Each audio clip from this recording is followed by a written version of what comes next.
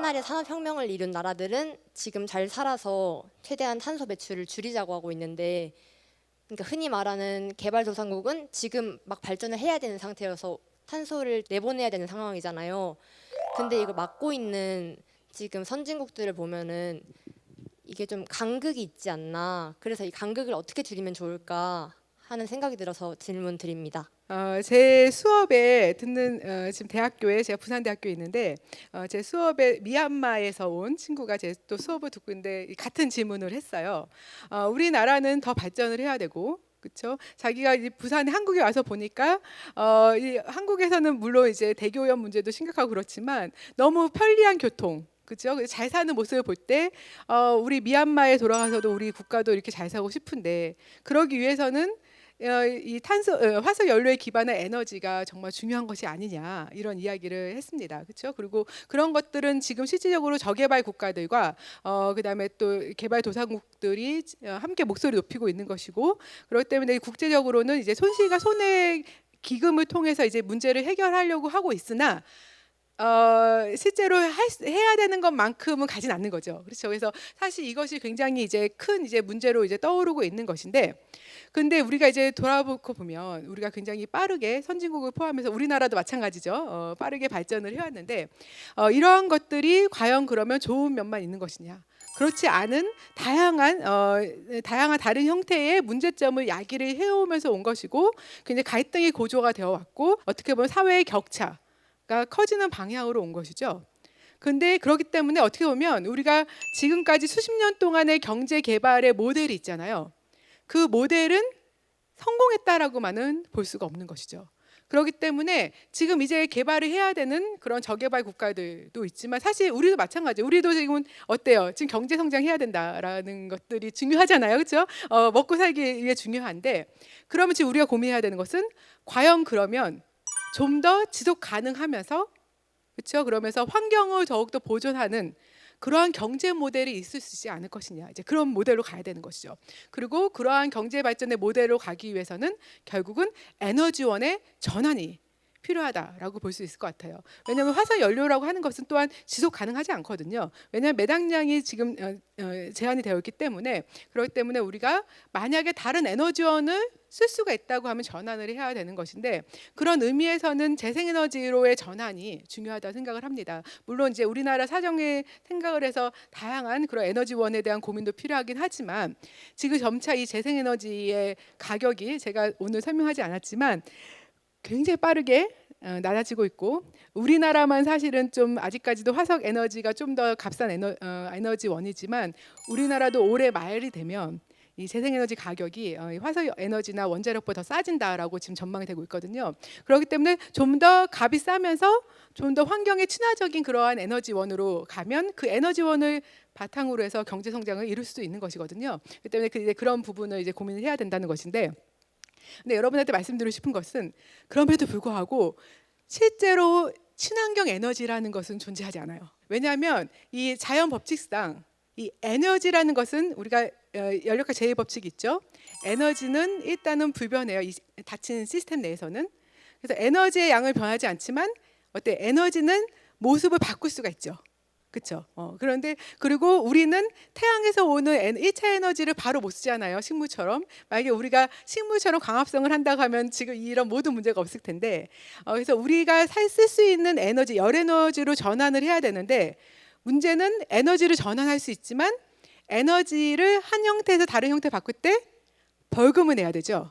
그게 엔트로피예요. 그래서 엔트로피가 증가하는 거죠. 그렇죠? 그렇기 때문에 여하튼 우리가 어떤 에너지 형태를 바꾸는 모든 발전은 엔트로피를 증가시키고 쓰레기를 발생할 수밖에 없는 것이기 때문에 우리가 사실은 100% 친환경 에너지라고 볼 수 있는 건 없다는 것이죠. 그러니까 상대적으로 좀 더 그래도 환경에 친화적이고 지속 가능하다라는 측면에서 접근해야 되는 것이고 그런 의미에서 또한 여기 여러분들 중에는 좀 더 이 에너지를 발전하는 것을 더 친환경적으로 만드는 데 과학적으로 기술적으로 또한 또 기여할 수 있는 그러한 인재들이 나올 수 있지 않을까라고 생각합니다. 그래서 이 분야는 아마 인류가 생존을 위해서는 결국 계속 고민해야 되는 것이고 계속 바꿔 나가야 되는 것이죠. 너무 좋은 질문 감사합니다.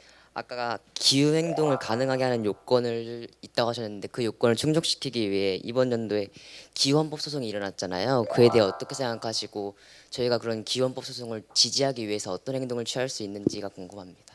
예, 사실 어, 굉장히 좀 중요한 행동이었다고 보고 정말 그 용기에 정말 저는 굉장히 박수를 보내요. 사실 이제 그 소송할 때 변호사님들한테 연락이 많이 왔었어요. 그래서 저도 이제 자문을 하긴 했지만 사실은 그렇다고 제가 또 앞서서 하지 못하면서 굉장히 비겁하다라는 생각도 많이 했는데 사실 우리가 이 문제를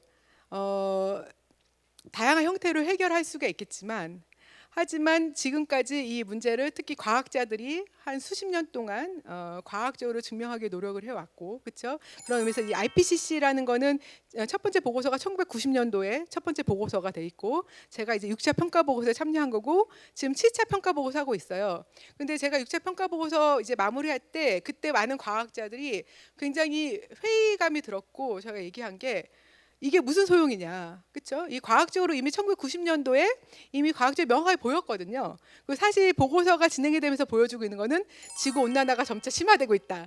우리는 대응하지 않고 있다를 보여주고 있는 거예요. 이런 것들이 사회를 움직이는데 어떻게 도움을 줄 것인가에 대한 생각을 많이 했습니다.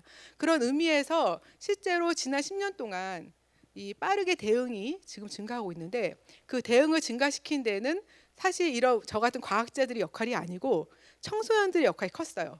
특히 유럽에서는 이미 이 학생들이 기후 소송이라든지 이런 걸 통해서 이 문제점을 인식시키고 이거 바꿔야 된다라고 계속적으로 지속적으로 이야기하고 있는 것이죠. 그리고 또 문제는 제가 앞서 좀 보여드렸지만 지금 각 국가들이 목표가 있습니다. 먼저 2030년까지 감축하겠다는 목표가 있고 더 나아가서는 탄소 중립이라는 상위법이 있어요. 2050년까지. 근데 문제는 뭐냐면 지금 우리의 정책은 이 2050년까지 탄소 중립 갈 수 있는데 충분하지가 않고 심지어는 2030년까지 우리가 이제 2018년 대비해서 40% 줄이겠다라는 목표가 있잖아요. 그걸 달성하기에도 어려워요. 그러니까 이것을 그러면 어떻게 바꿀 수 있는 것이냐? 저는 제가 볼 때는 정말 이러한 기후 행동을 통해서밖에는 바꿀 수가 없는 것 같고 그런 의미에서는 우리 학생들의 그런 용기에 굉장히 좀 박수를 보내고 있습니다. 그런데 이제 문제는 그러면 이 기성 세대들이 이제 그런 목소리에 기울여 줄 수 있을 것이냐가 이제 문제인데 첫 번째 변론에서는 그래도 제가 생각했던 것보다는 파장이 컸던 것 같아요. 그래서 이제 또 두 번째 또 이제 진행이 될 텐데 그래서 좀 앞으로 좀 더 관심 있게 보고 있는데 제가 더 지원을 못해서 항상 죄송한 마음이 있지만 굉장히 훌륭한 정말 활동이다라고 생각을 하고 있고요. 그래서 그런 의미에서는 좀 행동도 중요할 수 있겠고 더욱더 정치인들이 중요하잖아요, 그렇죠? 결국 이 문제의 해결은 결국 국가가 앞서서 나가야 되는 것이고 이 문제를 해결하기 위해서는 제 준비한 그 자료들 보시면 알겠지만 이 우리 사회의 경제 시스템이 전적으로 바뀌어야 되는 문제예요. 그런 의미에서는 실제적으로 우리가 이 기후 변화에 대응하겠다라는 것이 우리나라의 우리 지역의 우리의 우선 순위가 돼야지만 바뀔 수 있는 것이지 지금처럼 조금의 이런 정책을 하겠다고 해서 바뀔 수가 있는 것이 아니거든요. 그리고 그것들을 바꾸는 힘은 결국은 젊은이들의 행동에서 나오는 것 같다라고 말씀드리고 마무리하겠습니다. 감사합니다. 기후위기가 결국 취약계층 재개발 국가가 많은 손해비용을 부담하게 한다고 하셨는데 선진국들이 이들의 손해비용을 덜어주고 있는 예시에는 어떤 게 있는지 자세하게 알고 싶습니다. 예, 그래서 이 이제 문제들이 더 부각이 된 게 지금 이 태평양의 그 국소 그 섬들 지역에 있는 국가들 있잖아요, 그렇죠? 도서국들은 이미 이 해수면 상승에 의해서 국가의 생존의 위협을 받고 있고 많은 그런 기후 난민들이 발생을 하고 있잖아요. 그리고 그런 문제들은 이제 지구 온난화가 심화되는 것이죠. 그래서 실제로 이게 우리가 지구 온난화의 기준을 1.5도 아래로 낮춰야 된다라는 것이 이제 파리 기후 협약에 들어가 있잖아요. 그런데 이 유엔 기후변화 협약이 시작이 1992년부터 됐는데 그때부터 지속적으로 왔던 목표는 2도 목표예요. 왜냐하면 이 지구온난화 2도라고 하는 것은 많은 고기후적인 과학적인 근거에서 보면 지구 시스템이 돌발적인 기후 변화를 일으키거나 어떤 비가역적인 변화로 갈 수 있는 어떻게 보면 임기 온도라고 볼 수가 있어요. 그렇기 때문에 이제 2도 지구 온난화를 계속 2도 이상은 이제 올리면 안 된다라는 것들이 이제 국제적으로 협약이 계속 되어 온 거죠. 그런데 이 파리 기후 협약에서 1.5도가 들어간 것은 그때 이 피지라든지 그러한 태평양 도서 국가에 있는 대표들이 나서서 목소리를 높인 거예요.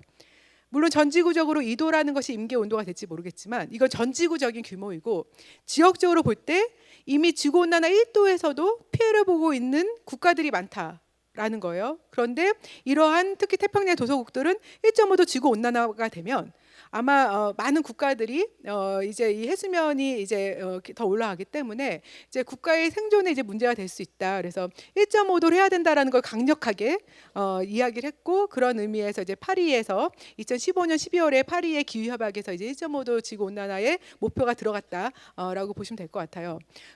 그래서 이제 한 10년 전부터 이제 그러한 지역적인 변화에 대한 것들이 관심이 고조가 되었고 그러면서 2021년에 파키스탄에서 8월에 여러분들 아마 기억나실지 모르겠어요.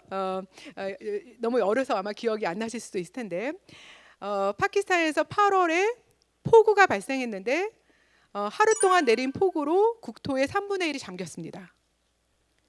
홍수가 발생해서 어마어마한 일이죠. 그런데 이것은 물론 이제 그때 폭우가 굉장히 큰 폭이었기 때문에 또 있지만 그 원인이 뭐가 있냐면 원래 이 파키스탄이나 인도 같은 그런 남아시아는 우리는 어때? 우리는 가장 더운 때가 8월이죠.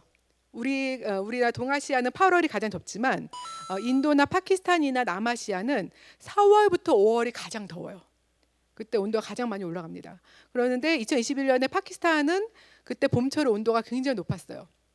그러면서 이 히말라야 지역에는 빙하들이 산에 이제 얼음들이 많이 있잖아요.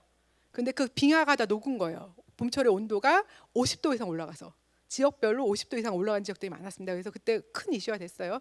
근데 지금은 더 이상 이제 이슈가 아닌 게 2021년 이후로 매년 5월만 되면은 지금 50도씩 온도가 올라오고 있어요. 올해도 마찬가지고요.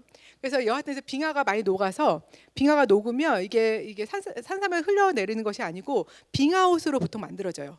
삼사면에 호수가 만들어지는데 그래서 이제 그때 봄철에 이제 온도가 높아갖고서 호수가 많이 만들어졌는데 8월에 비가 많이 온 것이죠. 그래서 비가 많이 오면서 호수가 이제 터지면서 이제 완전히 그 홍수로 진행이 되면서 국가의 3분의 1이 잠게 된 것이죠. 그러면서 이제 그때 이제 우리가 보통 유엔에서 기후변화 협약을 매년 합니다. 그걸 코비라고 하죠. 컨퍼런스 오브 파티라고 해서 이제 매년 하게 되는데 그러면서 이런 저개발 국가들이나 그런 피해를 입고 있는 국가들이 계속 요구를 하기 시작했어요. 이미 우리가 지금 감당해야 되는 손실과 피해 비용이 굉장히 큰데 이 책임은 너희들이다. 우리가 아니다.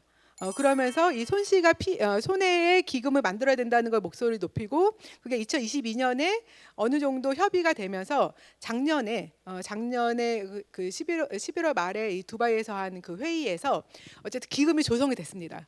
근데 이 저개발 국가 입장에서 사실 충분한 금액은 아니지만 그 생각보다 굉장히 큰 금액들을 이제 선진국들이 이제 내기로 이제 공약을 했고 우리나라도 충분하지 않지만 어쨌든 기후 기금에 참여하겠다라고 그때 환경부 장관이 갔던 것 같은데 이제 약속을 하긴 했습니다. 그래서 이제 그러한 어떤 기금들 조성이 되어서 이제 그런 걸 통해서 아마 이 손실과 피해를 그래도 좀 배상하려는 노력이 있긴 하나 충분하진 않은 것 같아요.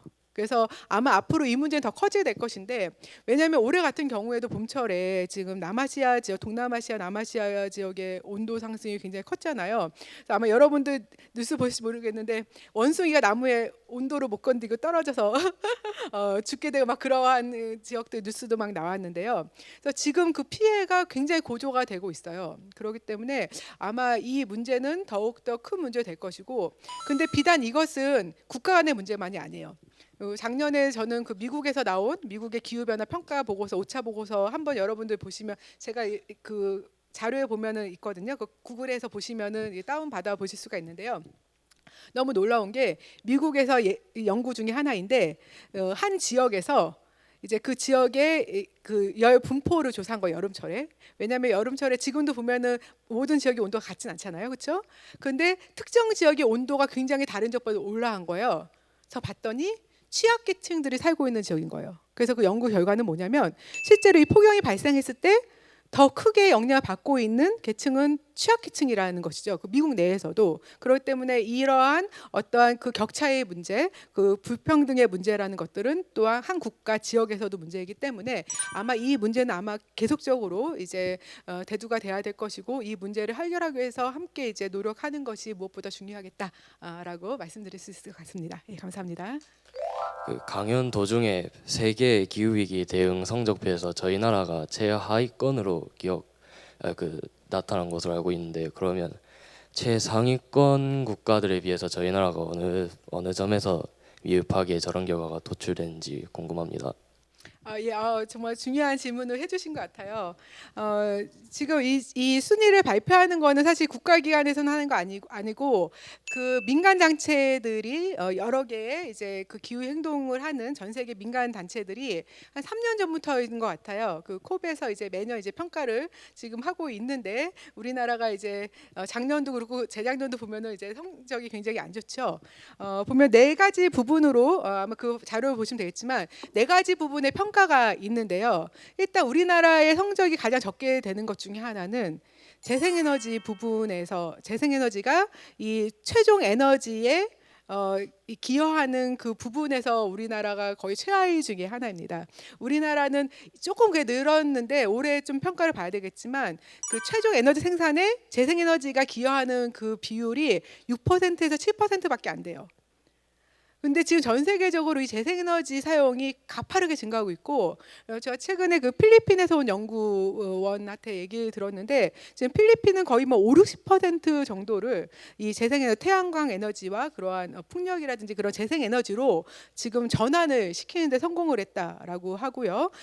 많은 국가들이 지금 움직이고 있는데, 우리나라는 이제 OECD에서도 꼴등이지만 이 재생에너지 최종 에너지 그 부분을 보면은 우리나라 뒤로 아까 있었던 것처럼 정말 진짜 화석 에너지의 를 가지고 경제를 먹고 사는 그런 국가들이 뒤에 있습니다. 그래서 그 부분은 어떻게 보면 우리나라의 정책적인 실패다라고 봐야 될 것 같고, 더 우려스러운 것은 근데 지금 앞으로 크게 이게 진척이 있을 가능성이 없다가 좀 굉장히 좀 우려스러운 것 같아요.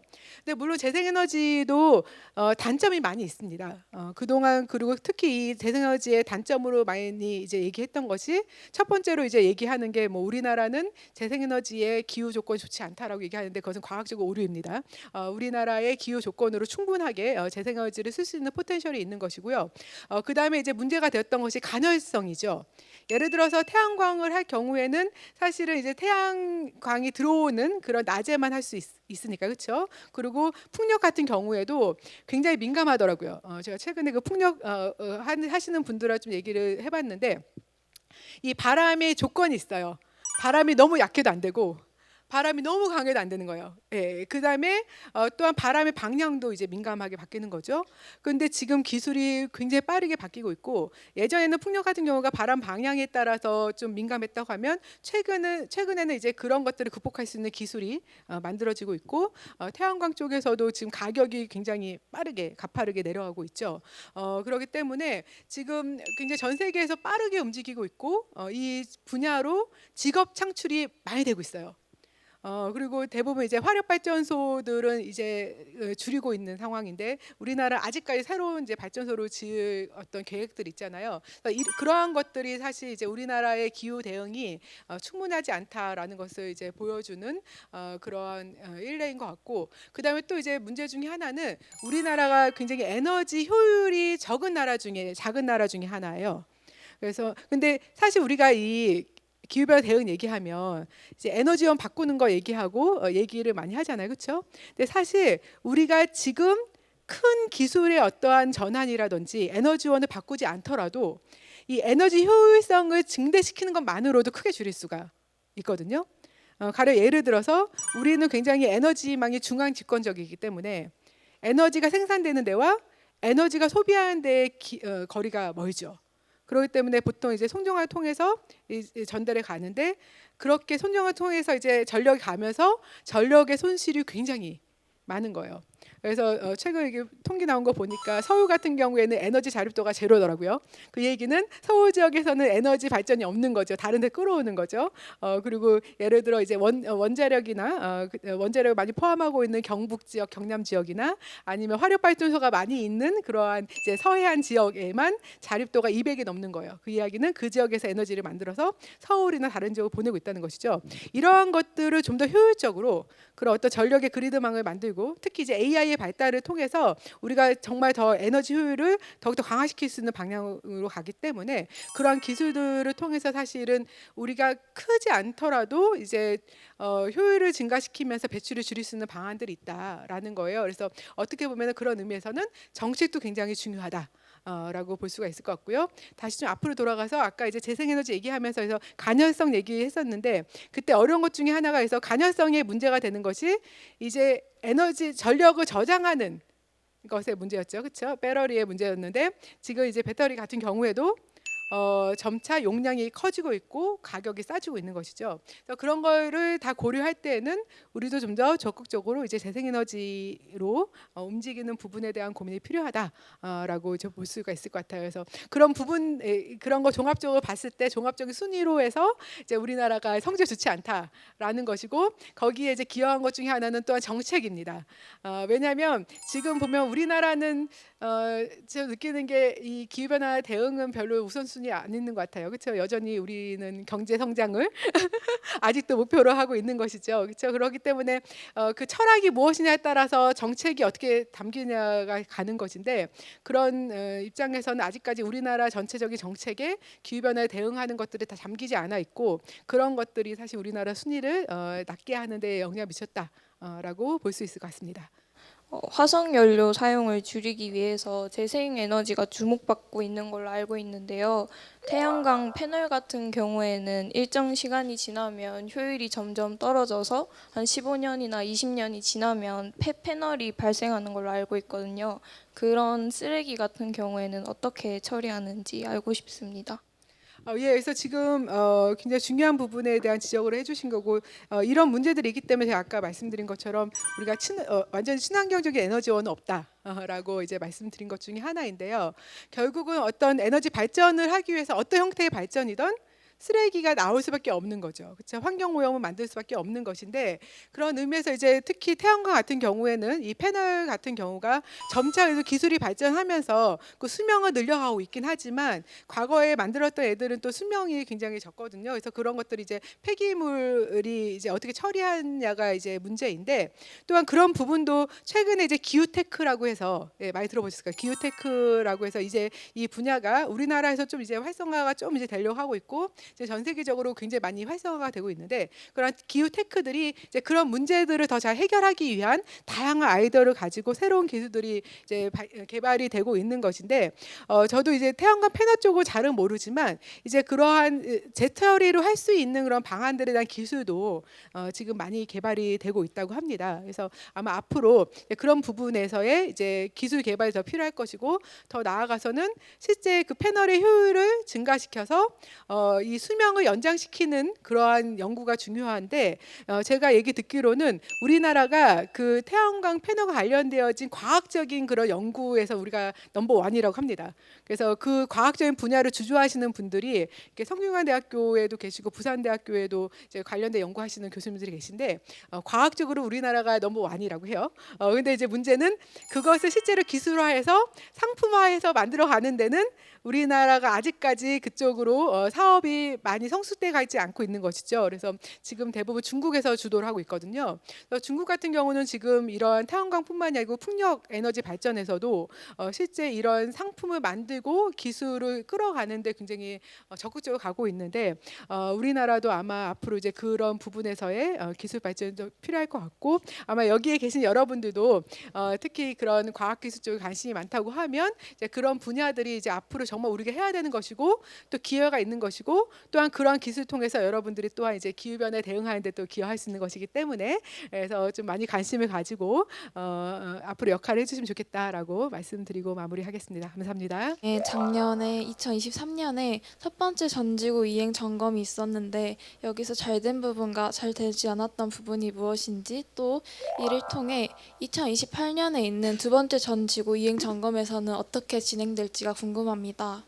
예, 진짜 중요한 문제이고 사실 저도 작년에 첫 번째로 전지구 이행 점검이 될 때 많이 기대를 했고 그다음에 지금 이 IPCC 보고서를 많이 들어보시고 이제 보시게 될 텐데 이 그나마 이제 IPCC 보고서가 공신력을 가지는 거는 이제 이런 과학적 근거를 보여주는 보고서에서 끝나는 것이 아니고 이 보고서의 내용이 결국은 국제적인 어떤 협상의 테이블에서 과학적 근거를 제공하는 데 사용되기 때문인 것이죠. 그래서 사실 저희가 이제 종합 보고서 쓰면서 굉장히 전지구 이행 점검에 그러니까는 좀 도움이 되기 위해서 엄청 노력을 많이 했어요. 그리고 기대를 했는데 일단 그래도 처음 이제 이 전지구 이행 점검은 여러분들이 다 이제 들어보셨죠. 그러니까는 이 전지구 이행 점검은 파리 이제 기후 협약을 통해서 각 국가들이 목표를 제시를 한 거예요. 그렇죠? 근데 이 목표는 후퇴할 수 없습니다. 그렇죠? 내가 감축하겠다, 2030년까지 감축하겠다 하는 목표가 있으면 그 다음에는 상향할 수밖에 없어요. 가끔 좀 이상한 얘기하시는 분들이 뭐 우리 지금 NDC 목표가 2030년 목표가 너무 크기 때문에 줄여야 된다라고 말씀하시는 분들이 계시는데 줄일 수 없습니다. 이거는 상향밖에 할 수 없는 것인데 일단 근데 이제 문제는 목표를 보통 얘기할 때는 한 10년, 20년, 특히 탄소 중립은 2050년을 목표로 하잖아요. 그렇죠? 장기간이래요. 그런데 그 목표를 책임지고 이제 결의를 할 사람들은 정치인들은 정치 인생이 그거보다 훨씬 짧죠. 그렇기 때문에 장치를 만든 게 전지구 이행 점검이에요. 그래서 우리가 2030년, 2050년 가기 전에 매년 2023년을 시작으로 5년마다 실제로 각 국가들이 목표를 잘 지키고 있는지에 대한 점검을 하겠다. 라는 것이죠. 그래서 작년에 처음으로 이제 전지구 이행 점검을 했는데 사실은 저는 굉장히 좀 아쉬운 것 같습니다. 왜냐하면 각 국가별로의 성적표를 저는 좀 명확하게 보여주지 않았더니 실제로 각 국가들의 성적표를 명확하게 보여주지 않았더라고요. 다 계산은 했을 텐데 그래서 사실 이 전지구 이행 점검이 그러니까는 그거 다 털어서 모든 국가들을 다 종합을 해서 지금 현재 모든 국가들이 일단은 2030년에 있는 NDC라고 하는 감축 목표는 2050년에 탄소 중립으로 가는 거에 충분하지 않다. 첫 번째. 그 다음에 현재 국가들이 갖고 있는 정책은 심지어 2030년에 NDC 목표를 달성하기에도 충분하지 않다. 딱 두 개의 결과를 내주고 있는 것이죠. 물론 이제 그것만으로도 이제 각 국가들이 좀 더 실제 기후 정책을 확대하는 것을 노력을 하고 더 나아가서는 이 NDC 목표를 더욱 더 강화시키는 걸로 이제 물론 그 방향 가겠지만 첫 번째 전지구 이행 점검이 각 국가들이 그렇게 꼭 해야지 하게끔 독려하는데 충분하지 않았다라고 생각하는데 그 가장 큰 이유 중에 하나는 이제 우리나라를 보면은 되겠죠. 만약에 이것이 정말로 이 파장이 크고 정말 강력한 어떠한 그 도구가 됐다고 하면 이 전지구 이행 점검 후에 정말 우리나라의 가장 큰 정치적인 그러한 이슈 중에 하나, 정책적인 이슈 중에 하나는 어떻게 하면 우리의 어떤 정책적인 부분에서 이 온실가스 배출을 줄이기 위해서 갈 수 있는지에 대한 논의와 그다음에 우리도 지금 충분하지 않거든요. 기후 행동에서 지금 소소한 것이 그거잖아요. 2030년까지의 NDC 충분하지 않다라는 것이죠. 그러니까는 어떻게 상황할지에 대한 논의가 정말 전 국가적으로 돼야 되는 것이고 거기에 또 국민들의 공감대를 또 조성하는 것들이 돼야 되는데 그런 게 좀 없는 것 같아요. 그렇죠? 그런 걸 볼 때에는 굉장히 좀 미진하다라고 보고 있고 그래서 지금 이제 2차가 2028년에 될 텐데 2028년은 2030년 바로 2년 전이에요. 그렇죠? 그래서 굉장히 좀 촉박하게 진행되는 거기 때문에 그래서 저도 사실은 이런 것들에 대한 문제점을 인식하게끔 더 목소리를 높여야 되는데 역할을 못하는 부분들이 좀 굉장히 좀 죄송스러운 마음도 많긴 하지만 여하튼 지금 이제는 행동해야 된다. 라는 것을 보여준다고 보고, 그래서 총체적인 평가는 굉장히 좀 미진하다, 굉장히 중요한 행사였는데 좀 많이 미진한 것 같다라고 말씀을 드릴 수 있을 것 같습니다. 그럼에도 불구하고 처음으로 점검을 한 것은 의미는 있는 것 같아요. 왜냐하면 우리가 점검하지 않으면 그럼 우리 상황을 잘 모르는 것이고, 그렇죠? 그러면 행동으로 이어질 수는 없는 것인데, 여하튼 첫 번째 점검을 통해서 우리가 지금 굉장히 미진한 상황이고 더 행동해야 된다는 것을 보여주는 부분에서는 긍정적인 평가를 할 만하다라고 말씀드릴 수 있을 것 같습니다. 네, 감사합니다.